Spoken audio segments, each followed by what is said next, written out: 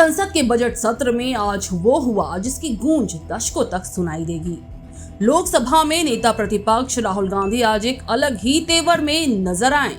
Budget 2026 पर चर्चा के दौरान राहुल गांधी ने सीधे प्रधानमंत्री मोदी और सरकार की विदेश नीति पर चोक स्लैम कर दिया। मार्शल आर्ट्स के जिजित्सु से शुरू हुआ उनका भाषण एप्स्टीन फाइल्स और अडानी के समन तक जा पहुंचा। राहुल ने आरोप लगाया कि भारत की सरकार अब दिल्ली से नहीं बल्कि अमेरिका से चल रही है। राहुल गांधी ने अपने भाषण की शुरुआत बड़ी दिलचस्प की। उन्होंने कहा, जैसे मार्शल आर्ट्स में ग्रिप दिखती है लेकिन राजनीति में नहीं दिखती। राजनीति में ये नहीं दिखता कि चोक कहां हो रहा है और जोर कहां पड़ रहा है। राहुल का सीधा निशाना था भारत और अमेरिका के बीच हुई हालिया ट्रेड डील पर। उन्होंने कहा कि दुनिया बदल रही है, रूस और चीन अमेरिकी सिस्टम को चुनौती दे रहे हैं, लेकिन भारत इस लड़ाई में अपना सबसे कीमती हथियार हार रहा है और वो हथियार है डेटा।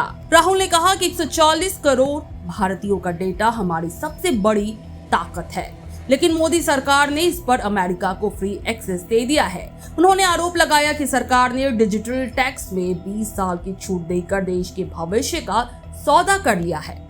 राहुल का दावा है कि अमेरिका हमारी टेक्सटाइल इंडस्ट्री पर 18% टैरिफ लगा रहा है, जबकि बांग्लादेश के लिए ये 0 है। इससे हमारा कपड़ा उद्योग बर्बाद हो जाएगा।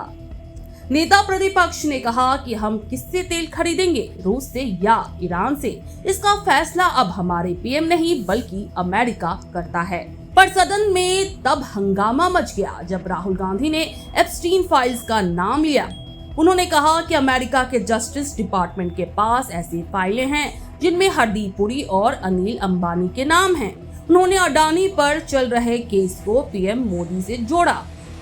राहुल गांधी ने आरोप लगाया कि अमेरिकी किसानों के लिए भारत के बाजार खोलकर सरकार ने हमारे अन्नदाताओं को कुचलने का काम किया है, लेकिन कहानी यही खत्म नहीं हुई।